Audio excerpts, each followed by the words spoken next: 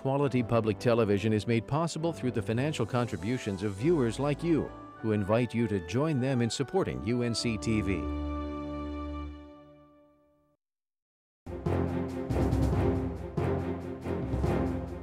The city of Raleigh and Senate Republicans tangle over Dorothea Dix. A push to resume executions in North Carolina and a bipartisan effort to save cursive handwriting. Good evening, I'm Kelly McCullen. Thanks for watching Legislative Week in Review. We kick off this week's show in the Senate, where it voted to void a new 75-year lease of the Dorothea Dix property by the city of Raleigh. Raleigh wants the acreage to create a marquee park, think Central Park of the South. Senate leaders say they want market value for what they consider the state's most prime piece of real estate. A Monday hearing by state legislators who represent Wake County focused on the city of Raleigh's lease of the Dorothea Dix property. The state Senate voted this week to condemn that lease. It's the same as canceling it, and local Raleigh political and civic leaders are up in arms. To my knowledge, the process was fully vetted within the governing rules of the state of North Carolina, giving full consideration to use, values, income, elimination of state expenses, maintenance, and a plethora of other considerations. Businesses and their employees choose locations based on a number of factors, one of which is the cultural and recreational facilities in the area. A large park will help doing that. The lease runs 75 years at $500,000 in annual rent with inflationary adjustments. Senate Republicans urged outgoing Governor Bev Perdue to delay signing that agreement, but she signed it and the Council of State approved it. Now, Senate leaders want that lease canceled so they can enter new negotiations with Raleigh at presumably a higher rental rate and with consideration of relocating state employees in mind. Late last year, we expressed strong opposition to the last-minute deal of the former administration and the city, arguing the prime downtown real estate was a valuable state asset owned by all North Carolinians and should not be given to one municipality for millions of dollars below fair market value. Today, it has a value in our last appraisal of $84 million. We'll make some decisions in the future about how much we still utilize that for office space and others for DHHS, but it is our duty to maintain that property or the value determined from that property be used to provide for mental health services. Some leading Senate Republicans have said the entire Dorothea Dix lease process was disingenuous. They say an original master plan was never consulted, state taxpayers were never considered, and no consideration was given to eventually using part of Dorothea Dix for new Department of Health and Human Services facilities. It is our intent to go back within that lease and recondemn it and begin a proper and legal process for the citizens of North Carolina, which is required. Wake County's legislative representatives say the entire lease process was public, well-known, and completely legitimate. Opening the Dorothea Dix property to possible private development should no new deal be reached with Raleigh could cost all North Carolinians much more than the $500,000 in lease payments. This lease was negotiated in good faith, and it was executed in good faith, and it was executed in a spirit of partnership because those state players understood the potential for job creation and the potential of a world-class park that would benefit the whole state and its people, and not just the people of Raleigh. The bill heads over to the House. Wake County Representative Jim Fulgham says he'll try amending the bill to bridge some differences between Raleigh's legislative and civic leaders and Senate Republican leaders. Stephanie Hawko with News Radio 680 WPTF in Raleigh joins me. You're covering the Dorothea Dix lease. You're Raleigh. What's the deal here? Is there any right and wrong in this? Well, if you were at the public hearing on Monday night, you'd certainly think there was some wrong going on here. There were about 200 people and more spilling out into the hallway who came out to really give the Wake County delegation an earful about this idea of tearing up that lease for the Dix land and starting over. So I guess you have to look at, was the deal that Beverly Perdue signed legitimate, which the Republicans are saying no for, but the supporters of that park are saying, you know, hey, a deal's a deal, we've got a contract. The Wake County delegation, the Republicans and Democrats in that delegation from the House and Senate, how do they fall in on this issue? Well, it was interesting because the 2 Republican senators from Wake County, of course, voted against it. They were the only 2 Republicans who voted in that 29-21 vote on Monday, on Tuesday, against that, against tearing up that Dix lease. So it was very interesting to see that the public pressure may have had some kind of influence over them after that hearing on Monday. Why isn't Wake County grassroots pressure working on anyone other than the Wake County delegation? Well, you know, we forget sometimes that Raleigh isn't the center of the world, right? So maybe people outside the capital city aren't as interested in this issue as we are. Looking at this lease, that land they say is worth $84 million. I'll take the Senate's word on that, Senator Heiss. And the city of Raleigh would pay $500,000 a year in payments. Mm-hmm. Is that low for the value of that property? Well, you know, it depends on which appraisal you listen to, because some of the numbers that were tossed around the other day were 30 million, 60 million, and the 80+ million figure that you quoted. So there are a couple of different numbers out there. $500,000 a year over roughly 99 years plus some escalators ends up being a lot of money. But I guess the question at the heart of all this is it enough? Because the Republicans in the Senate, of course, are saying this is well below market value. We can go back, start from scratch, and get a lot more money out of this property. Do the Republicans have a legitimate beef to say Governor Perdue ignored us, she was leaving office, and she signed this deal off in a hurry and tried to stick it to us? Well, I guess we'll have to see how that plays out, but certainly that's the complaint that they're making right now, is that the governor was not within her rights to do it, that they wanted the input, that she was going out, that Governor McCrory was coming in, and that this was a deal that would be best left on the table for the new administration to deal with. And interestingly, Governor McCrory said before he took office, she was the governor, she had the authority to do it. So while he's not clearly speaking out on this right now, he has said in the past, you know, she was within her rights to do it. In terms of what you're seeing in public discourse versus the Senate Republicans and what they've said about what they think of the terms of this deal, is there a way to bridge this?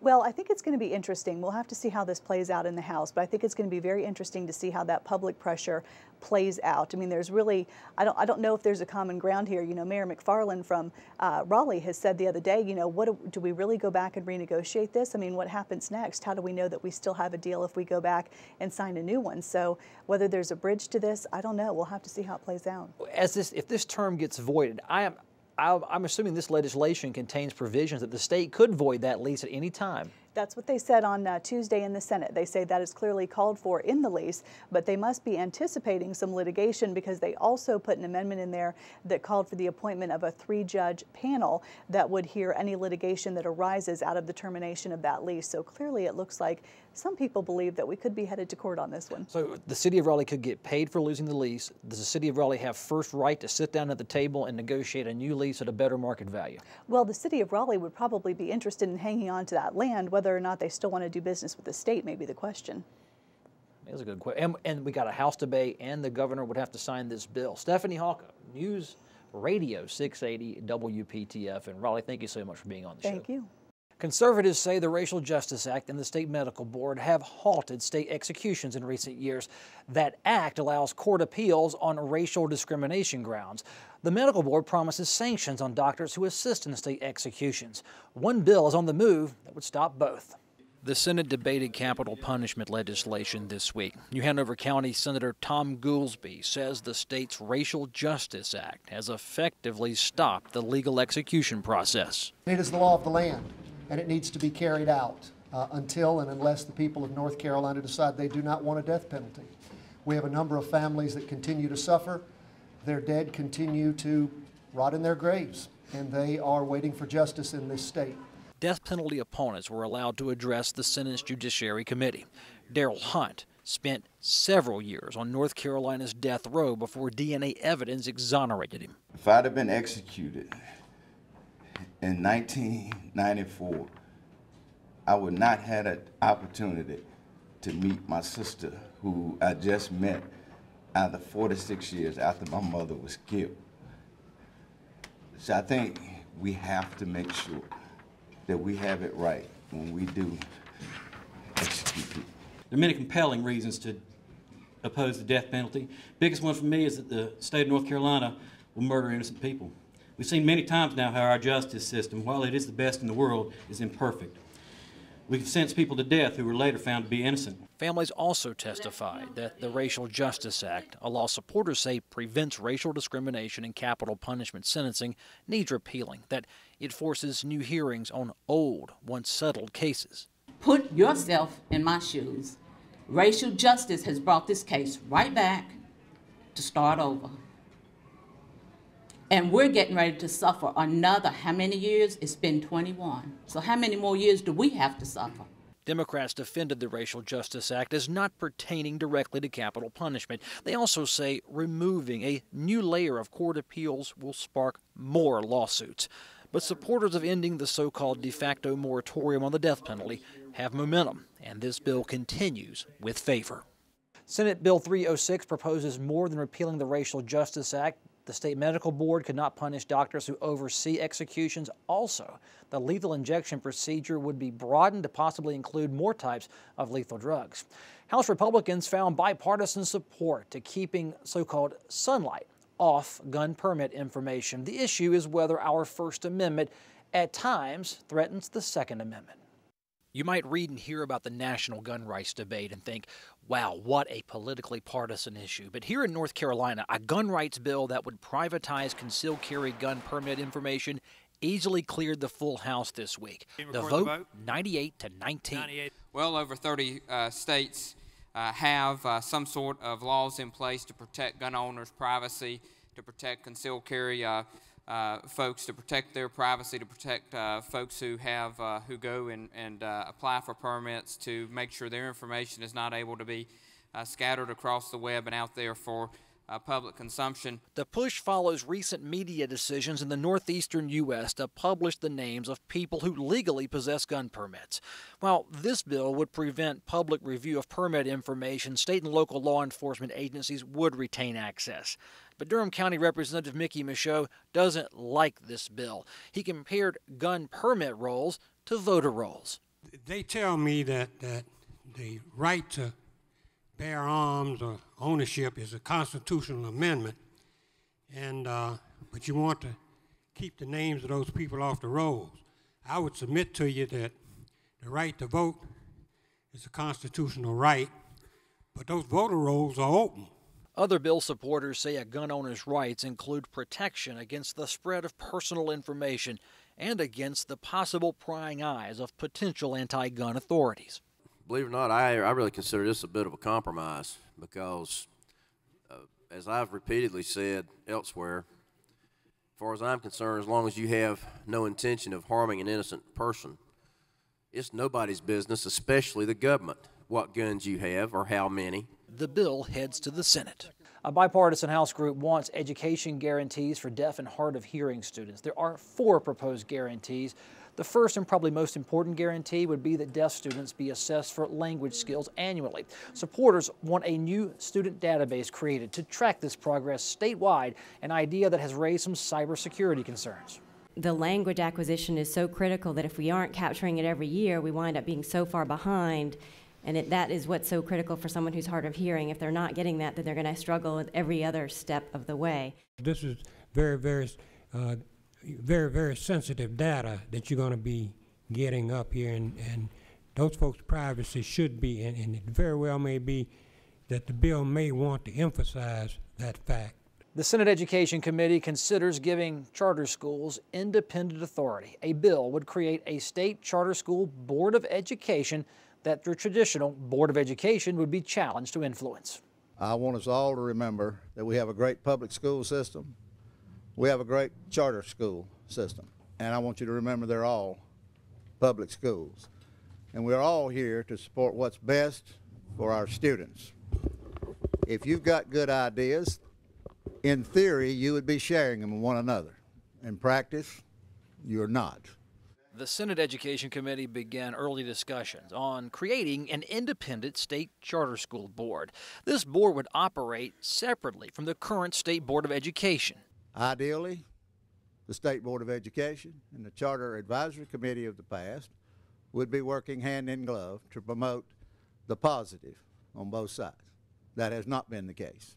The proposed 11-member charter school board would oversee all aspects of charter school approval, operations, and accountability for student academic success.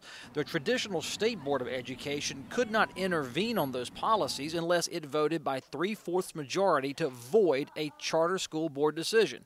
Critics say the presence of 2 state education boards would not benefit students. This positive competition was because we were all working towards the same goal and the same mission. Senate Bill 337 does not foster this type of collaboration. Our schools will not improve if we pit public school educators against one another in a battle for students and scarce resources. The charter school bill would relax teacher licensing requirements for charter school educators. They'd not be required to hold any teacher license. Randolph County Senator Jerry Tillman explains licenses can keep private sector professionals and experts from efficiently teaching. Have a medical doctor in Asheboro want to teach a health occupation class at the high school. Can't do it. You're not highly qualified and certified by our standards. So folks, anytime you got a piece of bologna, there's 2 sides to it. I don't care how thin you slice it. You got to look beyond what might appear on the paper. Having excellent, highly qualified teachers in front of all of our children is key to the success of our schools. I believe charter schools will be disadvantaged by this provision. Children in those schools deserve highly trained teachers, just as we have in the traditional public schools. Debate continues next week in the Senate Education Committee. Has keyboarding made cursive handwriting obsolete? It seems some public schools are not pushing cursive writing lessons, and state lawmakers here in North Carolina have noticed. And despite a current political philosophy in Raleigh that less government might be better, in this case, many lawmakers believe stepping in is appropriate. Other states have faced controversy over phasing out cursive writing lessons in public schools. It's been school policies, not state law, that have allegedly diminished this writing skills prevalence. Some education advocates even believe kids are better served if they focus on typing skills. I found out about this when I received some thank you letters from students in the 4th grade. And they all printed it, and some of them didn't know to use the lines the correct way. And so I felt that something needed to be done, so I started checking with the parents. A lot of parents had no idea that their children were not being taught cursive. What Representative Hurley read led to House Bill 146. It would be a state mandate that school children learn cursive writing by the 5th grade. State Department of Education leaders say they have no problem with the bill. Some lawmakers, though supportive, expect increased need for special education services, or they say the goal may not be as much about writing as communicating clearly. We're getting ready to mandate a skill that many children developmentally, regardless of the age, may not be prepared to demonstrate proficiency. It seems to me what you really want is legible communication. And for some people, that's going to be cursive, and for some people, it's going to be printing. House Bill 146 would also protect multiplication tables and require students to memorize the basics. In this age of electronics, doing your math in your head still makes sense to the bipartisan House members who speak on it. It is clear that the Common Core requires memorization of 1- and 2-digit numbers. And while we all may agree or disagree on how you do that, it's in the Common Core, and I'm a big proponent of that. Math is a process that builds upon itself. So many times the students get caught up in the mechanics that they don't understand the concepts later on. The legislation did raise a brief discussion of state government ordering local schools to teach specific topics, especially when legislative leaders have said less state government is the best overall philosophy. There's sometimes you can't read somebody's writing, but you can't read somebody's printing also. I just think this is important for our children to learn, and all of our children to have the opportunity to learn, not a teacher deciding they can or they can't, or I won't teach it or I will teach it. House legislation could remove negotiating restrictions between doctors and insurance companies. Contracts can require that a market-dominant insurance company not be undercut on price by a competing health insurer's bids. It's called Most Favored Nation clause in legal speak. And in effect, it pits the dominant Blue Cross Blue Shield of North Carolina against smaller health insurance companies. MFN clauses require that hospitals and doctors guarantee that all other competing insurers have higher rates than the most favored rates given the state's dominant insurer. We think that we've given folks a lot of opportunity right now by stating publicly that we're not enforcing these provisions. And if they want to talk about being able to go out and have innovative contracts and negotiate lower rates, they've got a great opportunity to come up and show you what they've been able to accomplish now. The bill passed the House, sits in the Senate heading into next week. The House approved its version of legislation protecting drug users who call 911 to report an overdose. Authorities could not collect evidence on these 911 calls unless heroin or cocaine amounts over 1 gram are found. The House bill includes new protections for underage drinkers who report alcohol poisoning. We want to make sure that instead of instilling a culture of fear in this situation, we want to instill a culture of saving lives, and so without fear of prosecution. I support the concept, but I need to ask a question. Are we in fact condoning an illegal activity when we support this bill? A bill to end North Carolina's motorcycle helmet law earned House Transportation Committee approval this week. Both sides of this helmet debate say their position and the data protects the taxpayer and the insurance customer. A bill to legalize helmet-free motorcycling cleared the House Transportation Committee this week. Gaston County Representative John Torbett offered some data. He says proves motorcycle helmet laws are irrelevant in keeping insurance costs down as well as medical expenses. Of the top 5 most expensive states for vehicle insurance, 4 of them have or mandate the helmet law. Of the 5 least expensive states for vehicle insurance, 4 of them are choice states. For many bikers, the issue is self-determination. It's a freedom of choice matter. I already have the freedom of choice to go out and ride without a helmet if I so choose, if I want to pay the price that the state exacts from me. But liberty is being able to chart your own course without fear of retribution from the state. The legislation would require motorcycle drivers under 21 years old to wear helmets. That's a change from 2 weeks ago, but a change that won the bill crossover support. Bikers would be required to carry at least $10,000 of extra insurance to cover medical bills. When you look at a person's rights and they have a right to decide whether they want to wear at 21, they should be able to make a reasonable decision. Critics were outnumbered this week in the debate, but they were heard. AAA Carolinas opposes lifting the helmet law because its representative says it's the best safety law on the books. National Highway Traffic Safety Administration has ratings that they use for safety measures to reduce traffic deaths. They say the most effective one in all of the United States is the helmet law. It is the best, most effective safety measure to prevent traffic deaths in all the United States. This motorcycle helmet legislation is another bill debated in 2013 where the principles of government involvement in private citizens' lives were raised. Every single year there are people who don't take care of their health. They don't take their high blood pressure medicine. They don't look after their diabetes. They eat a piece of cake at every meal. You know, we are always going to pay for irresponsible people. The House approved new regulation on nurse anesthetists. These nurses provide anesthesia during surgical procedures. The 93-22 vote would codify current practice where a doctor or surgeon has complete oversight, but opponents say this bill might actually allow a doctor to add some extra medical fees to your bill.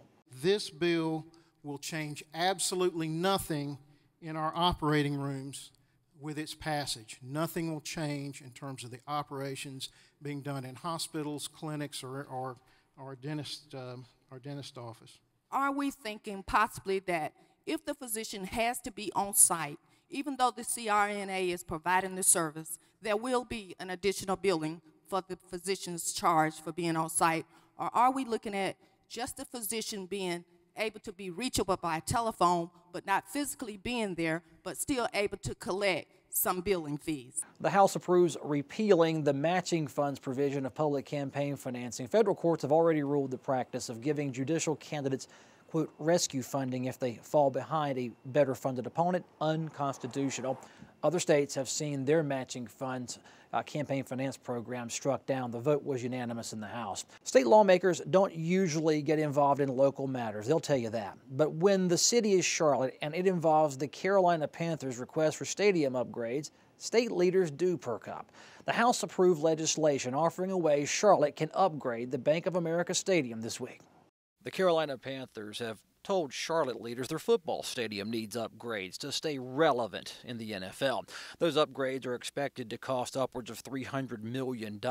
State and local political leaders have been asked for tens of millions of dollars in support, namely from permission to levy a new sales tax in the Charlotte area. The money would support both stadium upgrades and local amateur sports, but Republicans in charge in Raleigh don't like new taxes. Our city councilmen have asked us originally to consider a 1-cent tax increase in the food and beverage tax in order to cover 2 new options that they would like to spend money on. We have declined to do the new tax, but we would like to allow them to use their existing tax for those same 2 purposes. Charlotte shoppers pay a special sales tax that benefits the convention center facilities in the Charlotte area. The new sports upgrades would be funded from that particular tax, avoiding a tax hike.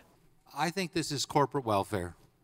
This is welfare for the Carolina Panthers at a time when we cannot afford, as a General Assembly, to be doing this sort of thing. The Charlotte Regional Visitors Authority would have no authority over stadium upgrades. This is a bill that still needs Senate approval. Went online this weekend. Look us up on Facebook, facebook.com/legweek. Follow us on Twitter. Our handle is @legweekinreview, and you can always email us at legweek@unctv.org. Love getting your letters. We'll be right back. We appreciate hearing from you. Thank you so much for watching us. We'll see you next week.